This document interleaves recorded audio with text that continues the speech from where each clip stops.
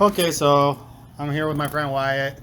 He Hi, just he just sold his car because he is moving to Portugal soon. Yeah, in like a month. In like a month. And how old are you, Wyatt? I'm 27. 27. 27, and you're just like, America's so fucked. Well, walk me through it. Walk me through it. Well, I Walk mean, me- where does it start, right? Fair. The most predatory prison industrial complex in human? No, I'm kidding. I mean, I don't know where to start. Well, for you personally, maybe was there like a breaking point at all, or was it was just kind of accumulation, or I bet it you've was traveled accumulative. you've traveled to Europe and like internationally before Right. for some context here, but like I don't know, was that a slow decision, was there something that kind of pushed it over? I mean, obviously, the whole scamdemic was not fun. Right. I traveled to Europe early in the pandemic and decided that Valencia was the place I wanted to be long term a couple of years ago. And that's in Portugal or Spain? That's in Spain. Spain. And I'm going to start in Portugal for a while. 'Cause Okay. It's incredibly accessible. You can open a business in an hour Yeah. as a tourist. Yeah. It doesn't even make sense. Well, I mentioned to you, one of the friends I went to high school with, he moved to Spain and lived there full time as of like 10 years ago, and he loves it, and tons of because you just don't hear about all that many people, at least personally, at least firsthand, that like move to Europe and like just like pull up stakes and like Yeah, like right. like you're doing basically. I mean, I'm fully aware it happens, but I'm just saying, it's a lot. It's a lot. You have to have the money, the mobility, the lack of familial ties, and in terms of relationships and stuff like. it's- Or If you got a record or a dog, you're kind of stuck here. yeah. Oh yeah. The dog thing was big for me forever, and I'm just really stuck with that one, dude, because I can't live without dogs, but I'm also like super freedom-y, and they most certainly like chain you down physically. Always. It's like having an idiot kid for 18 years that does not grow up.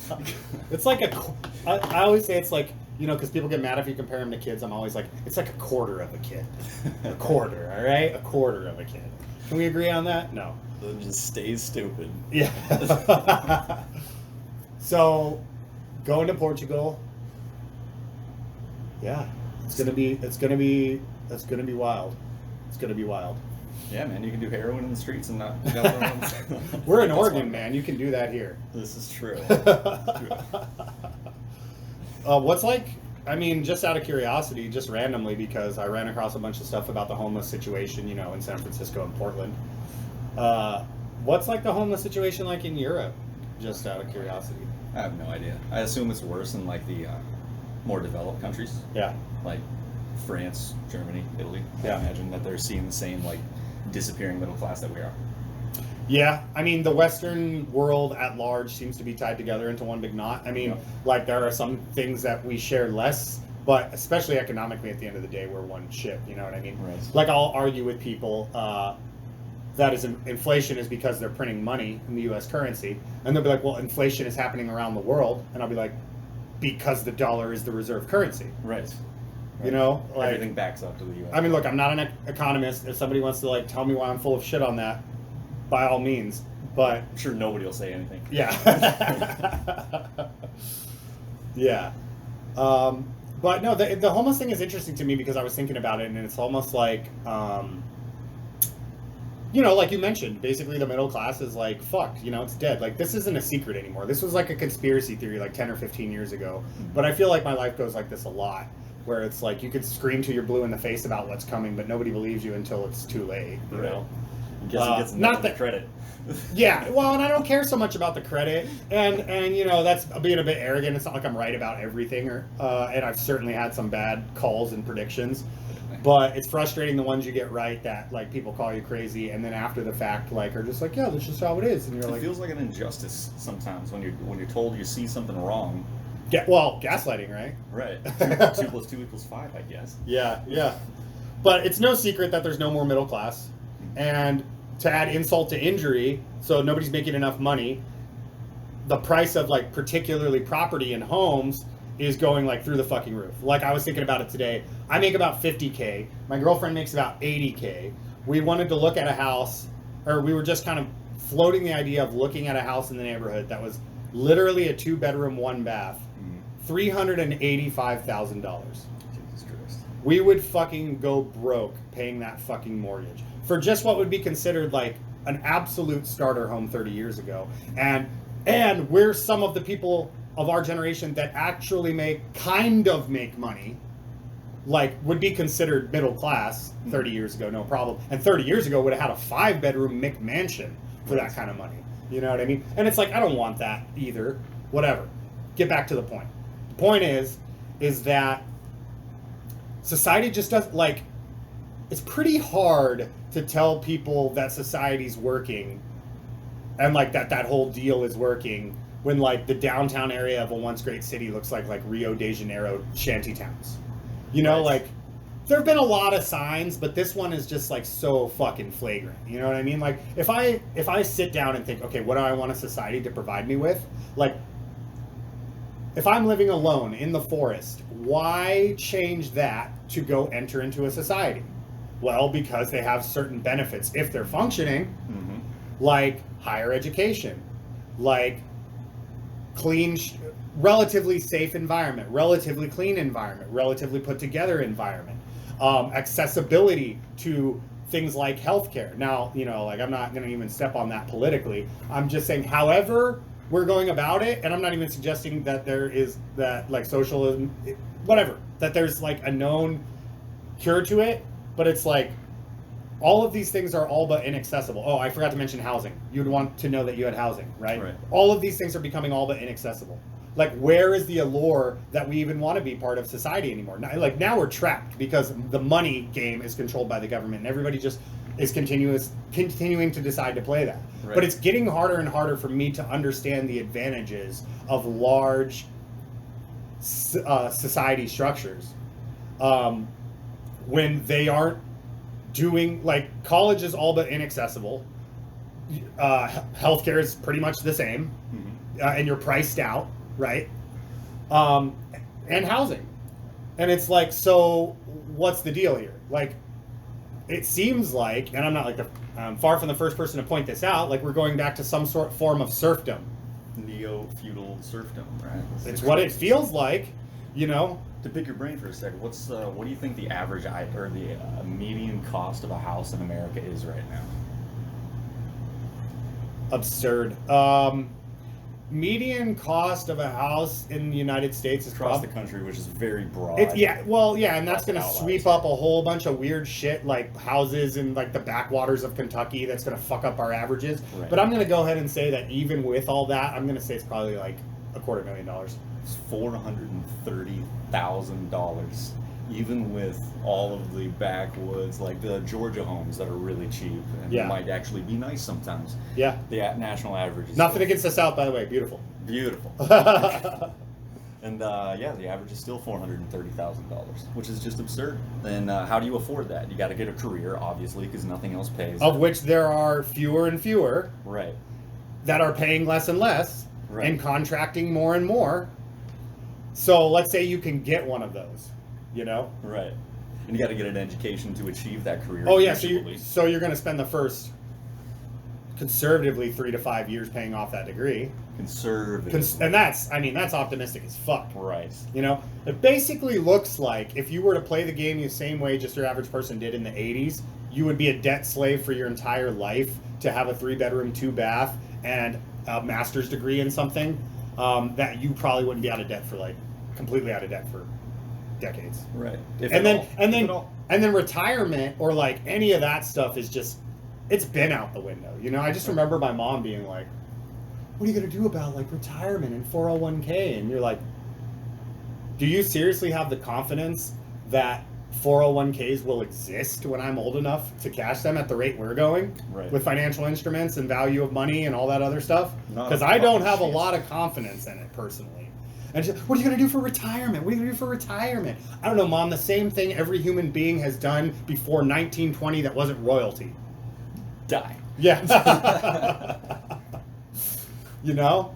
Right. But, I mean, I'm having a real hard time because I want to believe that there's a way to correct the things without basically like a huge falling out, and I'm not even necessarily saying like a war, like a civil war. I'm just talking about like a supreme period of chaos where basically everything kind of falls apart so it can be rebuilt. And I'm having a real hard time understanding how that's going to happen. Yeah. Peacefully. Like, so many things are just like terminally fucking broken. You know, like, I have insurance. I have good insurance. I found out I had a cavity 2 weeks ago. You know how long it's going to take me to get in the dentist's office? 6 months. I called 3 different offices. That doesn't sound like functioning civilization to me. Right. You know? I'm not expecting to get in there tomorrow. I'm not expecting to get in there next week. But 6 months? Fuck, I don't know if I want to work at the place I work for another 6 months to have the insurance to fucking cover it, you know? Right. I mean, fuck's sake, man. I'm about to go on YouTube, get a fucking pair of pliers. And I'm playing the game. Like, I have the 9 to 5, 40-hour-a-week job and the insurance. Checked all the boxes. Literally, I don't get the if you do this, and this, you get this. We don't get that. I don't get the house. I get healthcare, like, maybe, I guess, maybe. I get to outsource or put my health on layaway. Yeah. I get to put my car on layaway. I get to put my house on layaway. I know I own really nothing. No single critical part of my life I own at all. Bank or somebody. Well, you know, that's what separated lords and serfs. Right. Was solely property ownership. And then, you know what? Another thing that pisses me off. Okay. All right. Go on an airplane ride absolutely anywhere in this country. There's thousands of miles of unoccupied land. But I can't just go there and build my own fucking house because I don't want to buy into your bullshit 40 years to buy wood and brick, okay, that I can make, that human beings can make for themselves. It ain't worth no $400,000 goddamn dollars. It just isn't. Like, so where, if I'm, you know, I'm free in this country, laughs hysterically for like 20 minutes. Like, so it's just this Ponzi scheme. There's only so many houses because there's all these fucking rules about who and where you can build them. And then people just own land that they've never stepped fucking foot on. And I owe them money for that land. Like, dude, it's fucked. When we talk about zoning laws, we're not allowed to, like, this house can't be a business. We can't run a business out of this house or a factory of any kind. But what is real estate?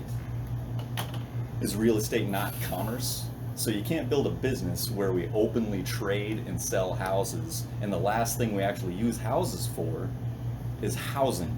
Yeah. It's become an industry. Yep. Which is amazing to me. Well, look, to just pick at like 50 other fucked up things. You know, credit scores didn't even exist till 1989. No. Like, what if, like, I never bought into this debt shit, and I really feel like we got hoodwinked as a population at some point to believe that a way of living was to live in perpetual debt. Right. Like, who signed up for that? Somebody's got to pay that bill eventually. Dude, there's no free lunch. There's no free lunch. So all you're doing is continuing to bet on tomorrow being better than today. And guess what? Tomorrow is not always better than today. And you make that bet long enough, it's not even you paying for it anymore. It's your fucking kids, which is where we're at. Right. You know? So if you're wondering why I'm moving to Portugal, we've scratched the surface. You could say that. You could say that. Say that. It's mostly because the sports pundits don't understand my favorite quarterback. That's really why I'm getting the fuck out. Pat McAfee betrayed you, huh? No, not Pat. Fucking, what's his name? Skip. Colin Cowherd.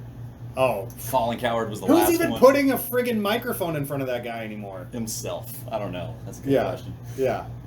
He was the last one I respected. And there goes sports journalism. You're all on probation for me now. Yeah. Permanently. Yeah. And journalism in general. You know they won't let you watch American football in Europe. They don't let you? Yeah. You're going to have to hide it.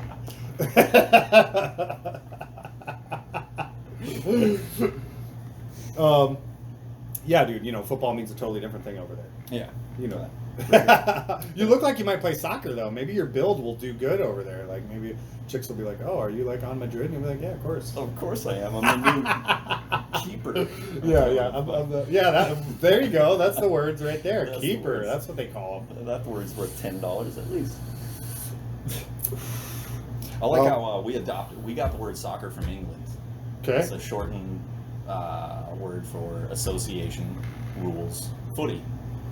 Okay. Association got shortened to soccer, and they still shit on us For calling it that. for calling it that. Right. Even right. though the closest thing to original football would either be Australian rules football, rugby, or American football. Mm-hmm. And football in Europe, as it were, is like the farthest thing from original football, which cracks me up. You would know that. You would know that. No, I mean, it's kind of interesting. You know, Teddy Roosevelt is like super involved in the evolution of American football. No. That he, in fact, at one point saved it from destruction. Like it was like the early 1900s, and dudes were literally getting killed in football games. You know, As it but should. well, you know, well, this is before they had any padding, any helmets. The rules were like it probably was closer to rugby than it was like to the form of football we know today. Right. And so Teddy Roosevelt was like, fuck that. This shit is super important. This shit is American as fuck. Like, this shit survives. And we're going to sit down and we're going to hash this out. We're going to make a new rule set that everybody's happy with or happy enough with that we don't call the kibosh on this fucking thing altogether. Right. You know? And I find it interesting that even then they were like, because this was, dude, turn of the century. I guess I should probably get a date on this before I fucking talk out of school about all this shit happening. But I'm like, even then you're like worried about, okay, and yeah, you know, you should be worried about dudes dying. But this is a way different time than it is now. You were sending dudes to war in the thousands, you know what I mean? Like, you could still use fucking mustard gas in warfare up until like 1920, buddy. You know what I mean? Like, so it was kind of interesting to me that like they even cared at all. People were dying because they're dying in coal mines, they're dying in friggin' war, they're dying. My 12-year-old's got polio. What are you whining about? Yeah, and your 20-year-old son died on the Harvard team. Boo-hoo, you know what I mean? Like, but a bit insensitive, but you know. But I always thought that one was interesting. Teddy Roosevelt gets my only nod as a decent human amongst the pantheon of decent humans. He's the only one who's a politician. That's a fair, yeah, because, well, for some context, I was saying the other day that I had come to this revelation that none of my heroes were politicians. And so I'm kind of still milling that around, and you're like, okay, Teddy Roosevelt. And look, I've got some caveats occasionally to that one. Like, right. You know, I enjoy the writings of Thomas Jefferson, but like he was a lot of things, and a politician was kind of one of them, you know. You could make an argument he was a politician, but I don't know if I would go so far as to say he's my hero either. One of my heroes, you know, that he'd go like on my top 5 Mount Rushmore personal. He's an alternate. He's up there, man. But it'd probably be like if I was going to pick something from like the OG in American writers and stuff. I mean, I'm really kind of a Henry David Thoreau nut writer, and sure, he was more 1800s, 19th century. You know what I mean? But that's the older. I mean. Truth be told, dude, writing that was done 320 years ago is difficult to properly interpret. Mm-hmm. It's part of it, you know. It's old English, man. It's a different language, you know. Like, and it is difficult to write like the verbatim writings of Thomas Jefferson and like truly understand what he's saying. And that's no like discredit to him. That's more just like it's just harder to relate to him. You know what I mean? Same as like comedy ages like shit. Yeah, no kidding. Because you know it's very topical and you have to like relate to it. You know what I mean? Watch Eddie Murphy's Raw. Shit's not funny anymore. Right. Dude, I find half the Richard Pryor stuff not funny, like almost at all. But I also remember watching Eddie Murphy Raw when I was like 7 or 8, and it being funny at that point. You know, it's just music is like that too. You know what I mean? Mm-hmm. Like I was listening to this YouTube video today, and this guy was like, "Oh, fucking 80s metal did not age well." And I'm like, yeah, dude, old music just doesn't play, period. Was anybody listening to music from the 30s in like the 70s? No, because it was fucking old. And it just didn't speak to people anymore because that music was made for people that aren't around anymore and for an environment that doesn't exist anymore. Right. And you know what I mean? It does speak to people at all, and if it does have any staying power, it evolves heavily into something that you can barely recognize as the thing. The 30s music transformed into the 70s, it just doesn't hit the same anymore. Well, it's like this process. What I think you're touching on to some extent is this process we were talking about before, which like is nothing new. Carl Jung talks about this. Jordan Peterson talks about this. It's like the concept of the archetypes, right? And so it's like you know, like with fashion, people say, oh, fashion comes around 20, 30 years later, right? You know, but it's always like, oh, the 70s come back in like the 2000s, you know, the 80s came back in like the 2010s, you know, and so on and so forth. So it goes, and it's like, yeah, but like they're a little bit different, just a little bit, you know. Distilled of a lot of things too, I think. There's nothing new under the sun, you know, but like, yeah, we kind of get these like eras that we go back into, but we always have to have kind of a different take on it.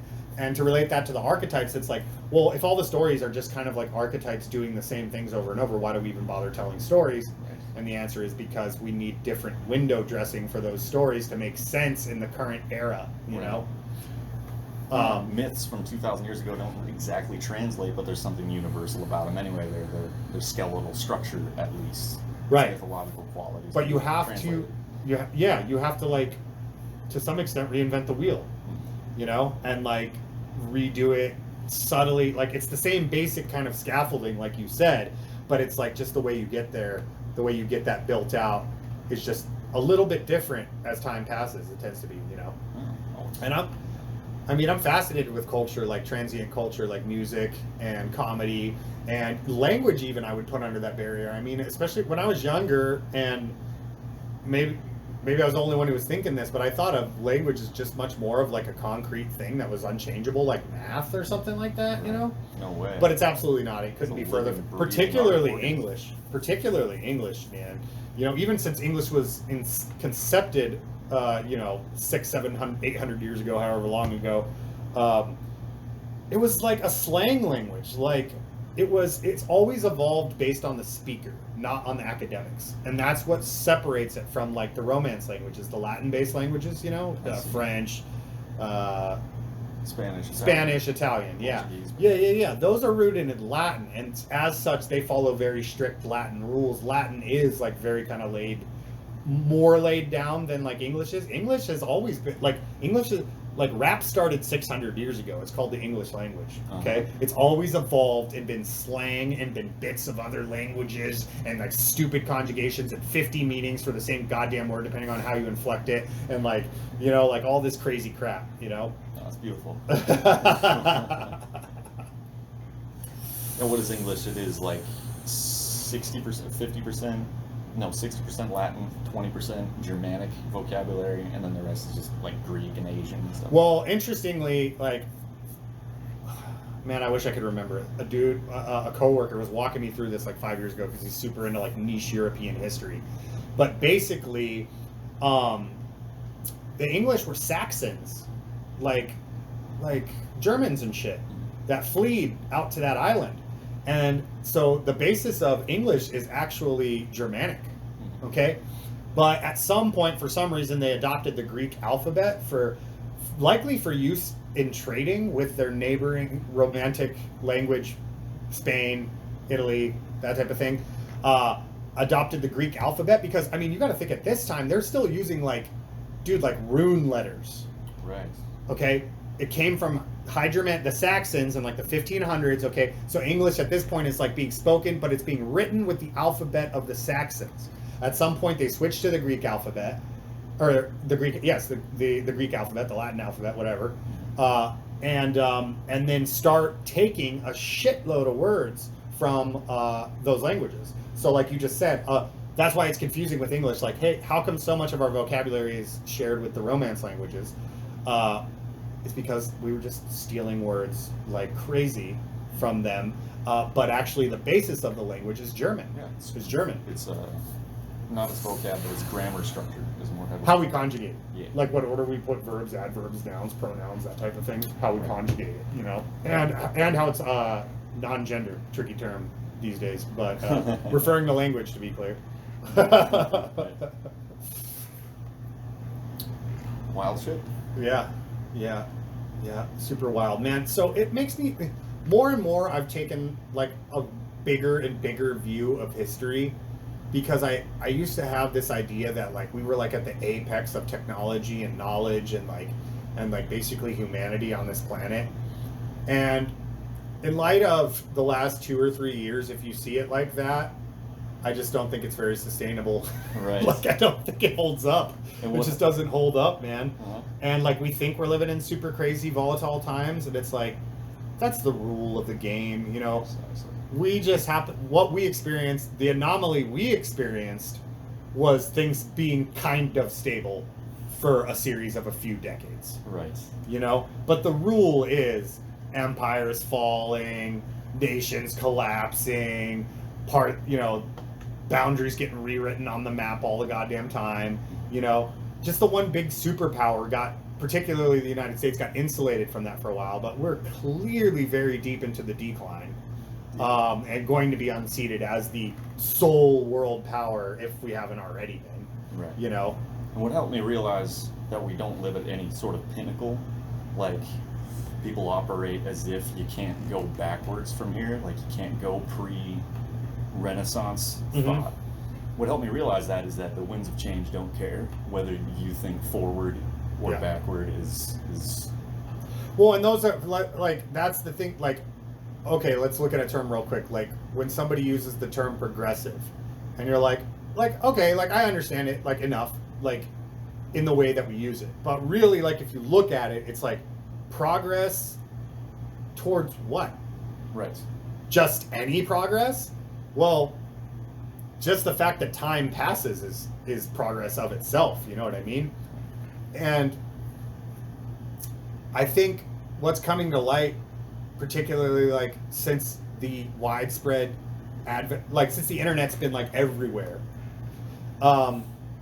is just how difficult it is to suss out the real truth from anything. Cite your fucking sources. This is what I've learned. But even then, like, dude, even with ironclad sources, there's like a million ways to see the same thing, Mm-hmm. you know? And so it's just like this subjectivity to it. But where was I going with that? Oh, yeah. Progress is any which freaking way. And we're just as likely to fall backwards as we are to fall forwards, in all reality. You know what I mean? Like, I think we see it through the lens of technology. Technology keeps getting better and better and better and better. But I think what people might be missing with that is people Are making it better. well, but people are getting more miserable, less functional, more depressed. Right. Like there's a trade-off here. And sooner or later, that I feel like those chickens are going to come home to roost.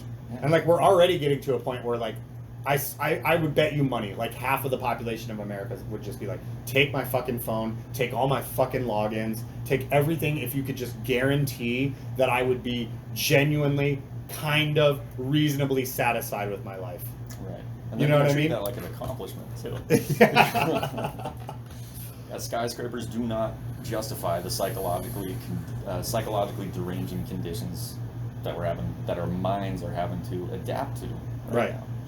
Our Well, bodies don't recognize it. I ran across another concept today that was like, well, it's my hero Carl Jung, but it was somebody talking about him, and basically he was talking about how Carl Jung didn't believe that depression was a biological imbalance. That, like, because what happened is we basically had the medical field kind of start looking at psychology the way it looks at medicine. You know, like if you have a bone broken, there is a bone broken, and we need to treat that physical problem. And so they're like, if you're not happy, your brain must be broken. Interesting. But Carl Jung's like, hold on for just 1 minute here. Also, Rat Park Experiment speaks to this. You could look that up. What if, crazy idea here, what if it's the environment that we're putting people into that's making them fucking crazy? And that they have perfectly fine neurochemistry. The problem is the environment that they're in and the existence that they live, based, like, being at odds with essentially their biological programming. Right. Yeah. And this was, I mean, he was a practicing psychologist early 1900s. So early 20th century, you know, and he's seeing that then. This is before the internet. This is before everybody, well, when he was writing this, what I'm referencing is The Undiscovered Self, which I believe was written in the 50s. It's definitely post-World War II. So yeah, everybody did have cars, but no, computers weren't on the goddamn map yet. So, you know, nothing even close to social media was on the goddamn map. And he was already like, hey, the way we're living is so fucking unnatural that we're going to see more and more people have issues fitting into this environment. Lash out. Yeah. But instead of obviously us taking that route, we did go the if you're unhappy, something's wrong with your brain Right. route. You know, as if a brain was as simple as a leg bone that's broken. As if like your consciousness itself was as simple as, hey, that bone is broken. We need to wrap it up and re-heal it. Right. You know what I mean? Right. Like it speaks to like the regular arrogance we as a society like to interface with super complex things and make them like simple as fuck. Right. You know, buying a granite countertop is definitely going to fix your brain. Every time. Making decisions easy so that it's easy to make decisions doesn't fucking help you, because you're making decisions based off of too diluted of information for the decisions to matter. It's just this game people play where they get to feel good because they can make fast decisions because they've made the problem way simpler than it is. So they've made it cut and dry. But guess what? You get a fast decision, you don't get the right decision. Right. Because you're not giving the problem its due complexity. Indeed. And then there's other forces that work with that, you know, like for-profit. I'm not anti-capitalist at all, but for-profit medicine clearly has some fucking issues with it. The most predatory pharmaceutical industrial complex in human history. Is that the problem you're talking about? Like, I'm talking about, like, last year, quietly, the American Psychological Association, one of the big ones, quietly comes out, I need to source this stuff, quietly comes out and says, yeah, we're pretty sure, based on a series of recent experiments, that depression has nothing to do with your serotonin. At all. Wow. Okay, that's leaving aside the debate as to whether or not the drugs, the SSRIs, actually even do what we think that they do. But now we're pretty goddamn sure that depression has nothing to do with your serotonin. Wow. But Well, you have to change the game. Yeah, well, it would if we do the right things, but you have to consider the huge monolithic sloth's pace that bureaucracy moves at, and how long it will take that to become the new best practice to some extent, you know? Yeah, decades. If it even makes it at all. I mean, it seems science itself requires a functioning society, and seeing as we don't have that, we're getting weaponized science. Not even science like in service. Science is not even being used in service of the truth. It can't get funded. It can't get published. Nobody will print it. Fucking, you know, the only science that we get now is like weaponized science from, you know, from the priest caste of the quote experts. You know, give me a goddamn white paper, assholes. Don't reference experts. Give me the white papers. I can read them. That's where we're at in history, okay? I don't need you to tell me what they say. I don't need you to tell me what the experts say. Let me see the fucking white papers, and I will tell you whether or not I fucking agree with their methods and all of this stuff. But you guys just blaze right past that to the, they confirm what I want the truth to fucking be. And it sounds exactly like fucking religious bullshit. Right. It's amazing how things come full circle. Education was only available to the elite and the clergy for a long time, and now the educated are behaving like the clergy. Yeah. Strange. Well, I think that, you know, I brought it up a lot lately, and it's because I've been fascinated by it, but it's this psychological finding that we have like a self-serving bias in the sense of, and like this has been proven experimentally, but basically in the back of everyone's heads, they believe they deserve what they got, what they get, or what they're living. So however you came across wealth or didn't, some part of you believes you deserve that wealth, you know? So there's like in-group, we're talking about kind of in-group, out-group stuff to some extent, you know? And basically like that's a huge one that we have to crack as a species, is the in-group, out-group. The in-group, it's cool. The in-group, out-group tribe problem with the apes. You know what I mean? We have a natural inclination to other ourselves, you know, and to identify ourselves as, oh, I'm a graduate, I'm a this or a that, or look how powerful identity politics is right now. You know, that is powerful and gains traction not because it's particularly logical, though many logical arguments have been put together. I feel kind of after the fact a lot of times. It's like there's a natural human instinct to tribalize, you know, and to like be in groups and out groups, because in theory we only lived in groups of about 100 to 150 human beings our entire lives up until the last few thousand years. Right. Okay, so we're wired to be like, hey, I've got my 100 people. If I don't know you, I should default to suspicion. Right. And now we live in a world where you interact almost solely with strangers. What is that doing to that program? You know? Interesting. Yeah, it's a maladaptive survival technique. I get her. Maladaptive at some capacity, but I feel like tribalism gets misrepresented a lot. It's not seeing somebody that looks different than you that incites a tribal fight or flight response. It doesn't incite it by nature. Continue though. Sorry. Right. It's seeing somebody that looks like you but doesn't talk or act like you or believe in what you believe in that incites tribalistic fear and fight or flight responses. Well, there was a study though that did point out that it is easier for us to outgroup somebody on the basis of race, of visual appearance to them. And that's probably baked into, modern human species, none of us left Africa until 100,000 years ago. And then we would very slowly migrated basically across the planet. And if you saw it, you would have lived your entire life without seeing somebody. Migrations happen so slowly over thousands of years, tens of thousands of years, that if you saw somebody significantly physically different from you, it was a good indication that they were from far away. Right. You know what I mean? And so your first instinct would be suspicion. You would be hardwired for that. But it's interesting too, like that you bring up, and I see what the point that you're making though, in that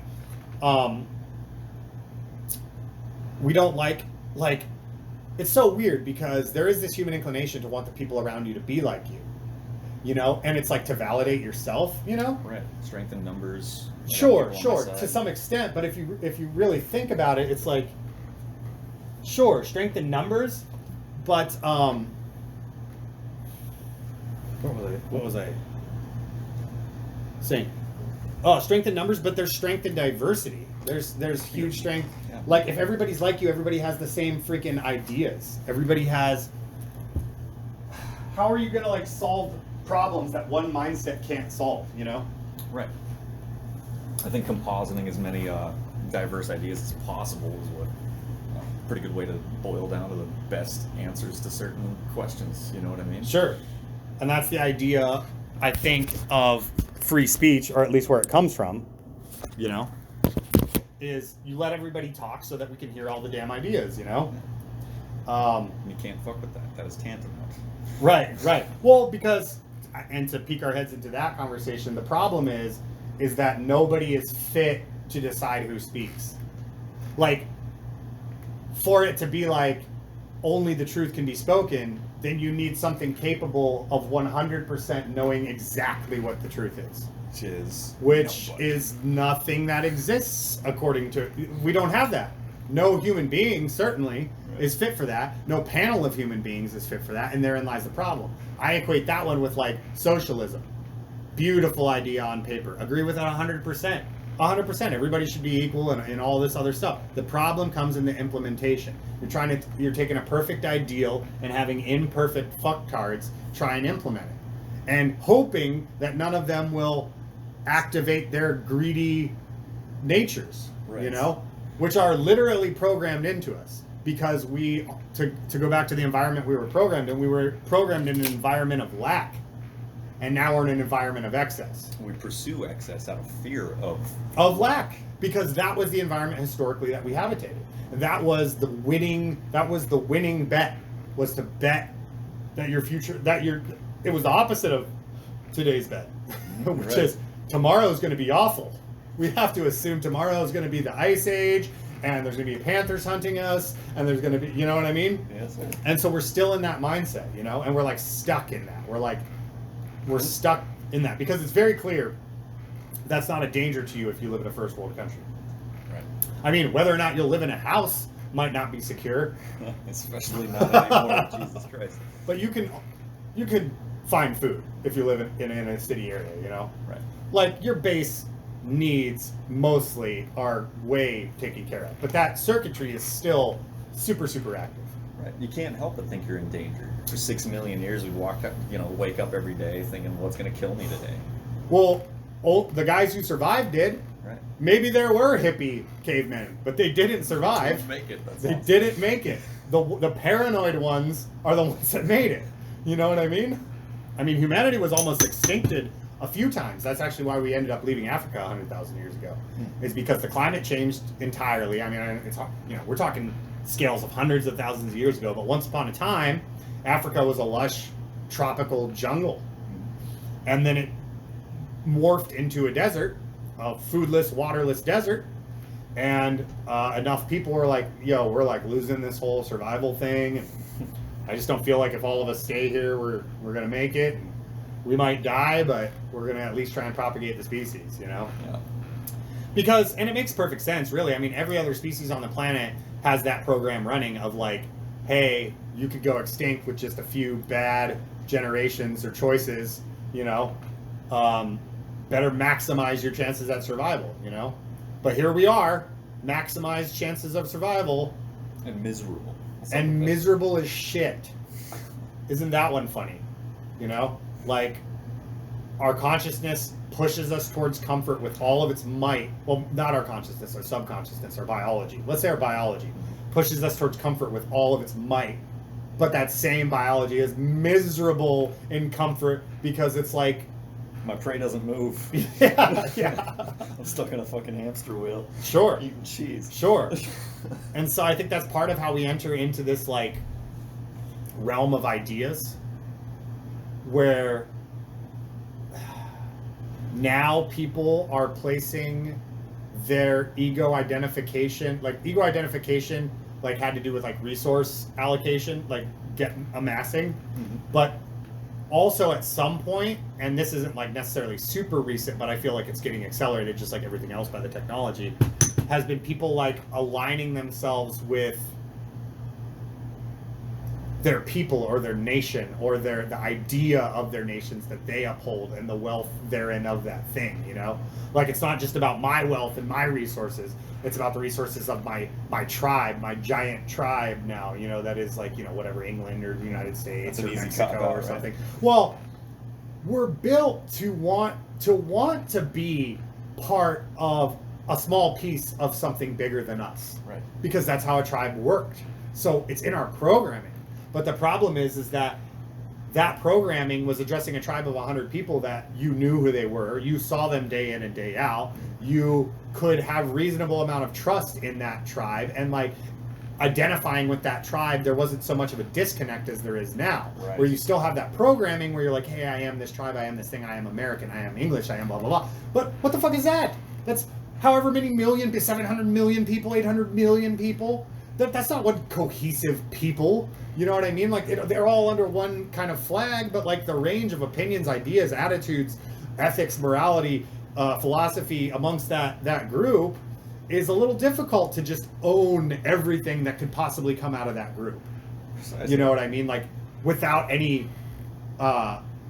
discernment of it, you know? Whereas in the tribe, so the instinct comes from somewhere valid. You know, because more and more I've gotten away from reasoning like, oh, people are just fucking dumb. Like, I just can't fucking believe how fucking dumb people are. And I still myself included, okay? And it has started to unlock a lot of things and make a lot more sense to me to see things. This is how your biology is programmed, and this is how it's being taken advantage of. Right. Okay? So then that puts a lot of light on things, because it's a pretty dark thing to just be like, oh, everybody's fucking stupid and doesn't know their ass from their elbow. You know what I mean? Like, what does that say about anything? You know, like, shit. Even if it was true, that doesn't really... I mean, maybe I'm not Team USA, Team Britain, but I am definitely Team fucking humanity. You know, like, Christ. Absolutely. To some extent. So, and then also, just like in my own spiritual kind of beliefs and precepts and stuff, it's like, it's too easy to assign malice to people, you know, like to your enemies or whatever, like, or people not enemies, that's a strong word, like a Roman emperor or something, but to the people you don't agree with. It's too easy to make them demons, you know what I mean? I think it's, you know, it's consciousness to like really try and to fill out the subjective coloring that's actually coloring the palette rather than make some snap judgment because they don't agree with me. Right. It's demagoguery. It's ignorant, you know? But recognize also the force of effort it takes with that same talking point about not just like defaulting to people being stupid, also recognize the effort that it does take to see past the level of manipulation that we're under, you know, and the level of game that is is put on a human being, you know, like the biology is just manipulated 17 million ways from Sunday, and all of your instincts are hijacked for nefarious purposes, you know. Totally saw it. And it's like to see beyond your programming is a lot to ask of people, you know, of your biological programming. So whatever. I'm coming off arrogant, but maybe I am arrogant. But I wanted to say that this goes all the way back to Buddhism for me, which is basically like, see, if you get mad, you lose. If you know, try and see the humanity in people and the subjectiveness of who they are, as opposed to the convenience of judging things so that you can feel right. You know, that's the mentality that is the bread and butter of the tribal bullshit. That we World War I, World War II, you know, like that we are susceptible to at all times. And if you think we are past that, think again, you know, because we have to get past it, but we are not. Right. You know? And there's nothing stopping us from slipping backward further past. Yeah, Elon Musk brought that one up. Like, empires rise and fall, man. You know, the Roman Empire was the greatest civilization that the earth had ever seen until it wasn't. Right. And then we had the Dark Ages, which was a severe regression, you know, in what we would hold the higher pursuits of humanity. I mean, I would already argue that in some, like, is the art we're making, particularly in terms of architecture, like, we're not even building beautiful buildings anymore, it doesn't feel like. Like, we build big buildings. Right. Do we build beautiful buildings anymore? I don't think so. You ever look at Chicago's cityscape? It's just big, blocky, Lego-looking things. That's what I'm saying, man. That's what I'm saying. It's like, okay, maybe you were the one who put the how why paradigm on me, but like that's the how why thing right there, right? Where it's like, hey, how do we survive? We make these fucking buildings. Well, why do we survive? So that we can have things that are beautiful to look at and like strive to the ideal of beauty and goodness and all this other stuff. Right. And it's like, it seems we're just stuck in the mire of how. Precisely. Because we're not celebrating much beauty or grandness or greatness of our great ability to centralize and act in unity in these things called nations and as a globe and stuff. Like, what beautiful have we built as a global, what beauty have we built as a global community? Yeah. I'm having trouble seeing it. That's what I'm saying. Yeah, we've been having this conversation for a couple of weeks. What's more valuable, land or property? And it boils down to me, for question, like, why do you own property in the first place? And most of the answers I get from everybody I ask has something to do with comfort, stability, having space and time to think freely and enjoy, you know, stay comfy, entertained. Mm-hmm. It's like, that's available. What about that can't be applied to property land that is immutable, that is already there and doesn't need to be owned? Well, we're just in this process where we have commodified everything. Okay? And so we only see see things through the lens of, if I want something, I have to give somebody else money to get it. Right. But fucking do you think, do the squirrels pay rent? Do the birds pay rent? Does the lion need a hunting permit? Does the bear have to get a fishing license? Yes. You know? Yes. Now we're asking the right question. I agree. Well, but there's a counter argument to that, where it's like, oh, what kind of price you pay for, like, organization of society? And to some extent, I can see that, right? Like, you don't, like, the argument is like, oh, well, if you don't have fishing licenses, people will just carte blanche and just fish the shit out of the river, and there'll be no more fish, and then that'll be that. You know what I mean? Have to adapt. And I'm like, well, so I think it's an issue of balance, but I think it's very clear that we are way over on the bureaucracy line, you know, at this point. Because I feel like I can't take a shit without, you know, fucking signing some kind of document. Right. You know? Yeah. Well, and that's, I mean, and I've been talking to you as well about basically how we conceive of wealth. Because look, you know, I shit on implementation of socialism, but if you notice, I also shit on capitalism too, being dog shit for incentivizing some of the higher pursuits of humanity. You know, like you can't profit incentivize like arguably like the highest functions of humanity. Like Leonardo da Vinci doesn't paint the Mona Lisa because he's going to make $1 billion to do it. Right. It doesn't, you know, you don't get the Sistine Chapel because they're going to get $1 million fucking dollars to do it. You know what I mean? You get it because it's like there is a higher ideal to being a human being than just the money, than just the it's the why. I'm talking about the why. Yes, sir. There's a why to it. There has to be a why to it. Or we're just like pointless. There's absolutely no reason, like, to rewind all the way back. Like, what is the appeal of living in a city as opposed to just to almost speak to your land property thing versus just like living on the land and having no conception really of property? Well, what are the advantages? Well, our coalitions of people don't seem to be providing the advantages. All we're left with is their threat. Right. That's all they're providing us with is their threat. It's getting to the point where I'm genuinely convinced we're moving into an age where we can abandon our institutions effectively. I think we have to. And look, I don't say that lightly. And it's not going to happen overnight. Right. I just don't think the institutions had an important place in the world that existed till now. The problem is that we're moving it into such a radically different paradigm of how life is going to be lived by an average human being that we need completely new institutions. If any at all. Probably institutions.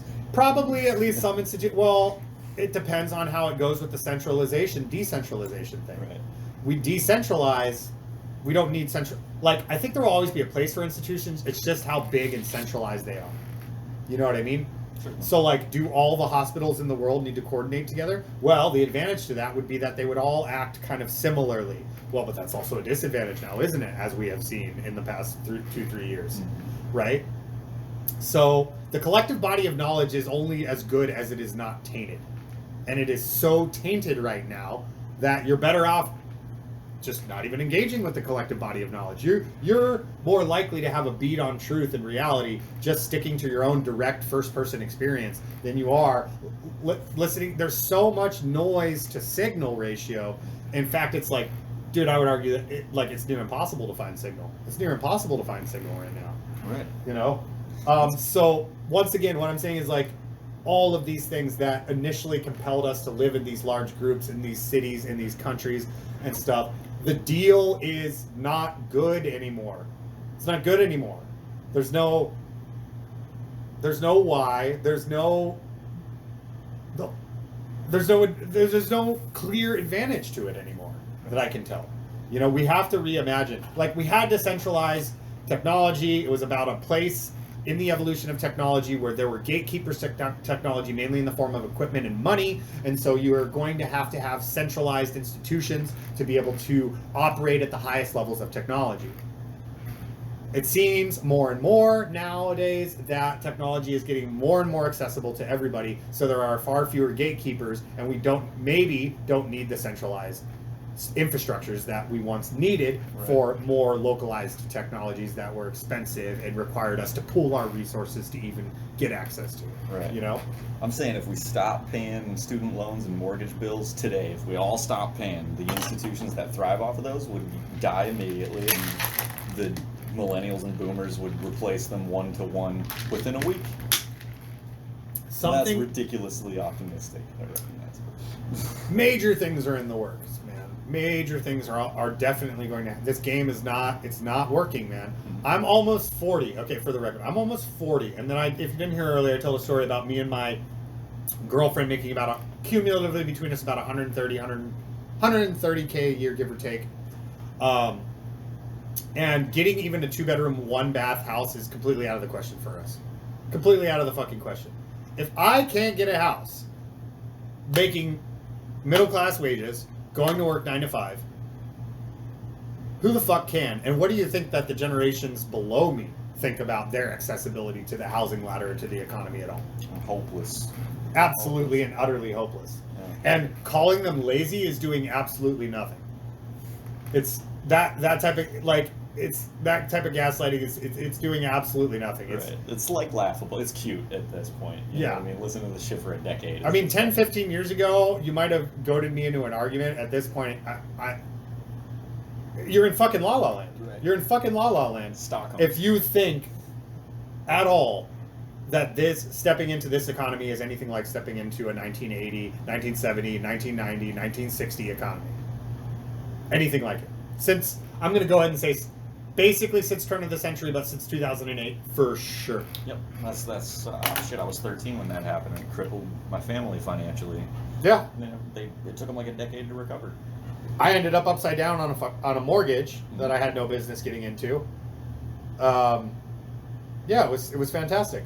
When housing before 2008 was literally the safest place you could put your money in terms of building equity. And now? Now it's dude, I was thinking about this contradiction just the other day where it's like, we put all this pomp and circumstance on gambling, like, ooh, like, you gotta have ooh, that's like a vice, and like, you gotta have like a special license for that, and you gotta go like find some Native Americans, and like, you gotta do all this crazy shit. And yet, our economy, the stock market, once again, tell me if I'm full of shit, is fucking roulette with everybody's life. And a 13-year-old could go and buy stock in that. Awesome. But God forbid he puts $5 down on a blackjack table. That's where the danger is, right? Not the fucking Mickey Mouse, quote-unquote, economy of fake leveraged money and ones and zeros on a screen, and just like literally a 15-year-old could tell you it's not fiscally sound to be doing what we're doing. Right. And yet, and yet they just like gaslight the living shit out of everybody, and they're just like, oh no, this is a complicated financial instrument. No, fucktards. The money has to be based on value, and you can't fuck with that, or you steal from everybody. Is what happens, and is what's happening. It has to be based on something, or you're stealing from everybody. Credit should be illegal, or at least credit at interest. Like, I'm not a Bible guy, but like a lot of Christians in this nation seem to forget that Jesus had a real problem with lending money, and I don't think that was an aside in the Bible. I think that was one of those big lessons, maybe more important than like God hates the gays, which I'm pretty sure isn't in there. Is, hey, lending money at interest kind of fucks people over, doesn't it? It's a Ponzi scheme. It's a big negative feedback loop. And somebody's got to pay it. It's literally a pyramid scheme. Literally a pyramid scheme. Dude, it comes down to our logistics, how we build our roads, our zoning laws, the construction companies that lobbied for these laws. It's all just one big top-loaded shit sandwich that we inherited, and they say it's a democracy, so you voted for it, even though you inherit 250 years of laws you never saw, and plus the 18 years of laws that you didn't get to vote on before you're... Oh, and just kidding, you don't actually even get to vote on laws. You get to vote on a guy to go vote on laws that's going to do whatever he wants despite what he told you during the campaign things, because you still have a farm to run all day, so you need to go get a representative to the government house to make decisions for you. This shit has got to change, man. Yeah, dude. If you're not calling your senator, you're just being irresponsible. Yeah, because that's the real lever of change. You need to vote every 2 to 4 years, and you need to write your senator a letter, because that's how things get done in this country. Hell yeah. Really? Fucking really, you guys? Like, really? Adults buy this shit? Adults, dude. They've been adults for decades, too. They got kids and everything. All right. I'm getting pretty worked up. And I've definitely been ranting hard anti-government for like 10, 15 minutes. So we're going to go ahead and pop a pin in it. All right. But can't wait to find out how ridiculous we sound. Oh, we definitely sound ridiculous. It's cool, though. But thanks for talking. Yes, sir. Thank you. Yeah.